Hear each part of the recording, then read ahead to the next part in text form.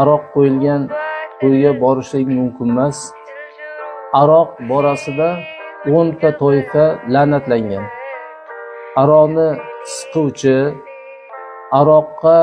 aroqni yuklab ko'tarib turuvchi, aroqni sotuvchi, aroqni sotib oluvchi, aroq quyib beruvchi, aroqni ichuvchi 10 ta toifani payg'ambarimiz sollallohu alayhi vasallam zikr qildilar. Ana shu 10 ta toifadan birontasi xoli qolmaydi. Aroq ichilgan joyga Allohning la'nati yog'iladi. Ana shu yog'ilgan la'natga borgan odam o'sha la'natdan ulush olib qaytadi. Shuning uchun aroq qo'yilgan to'ylarga borilmaydi. Endi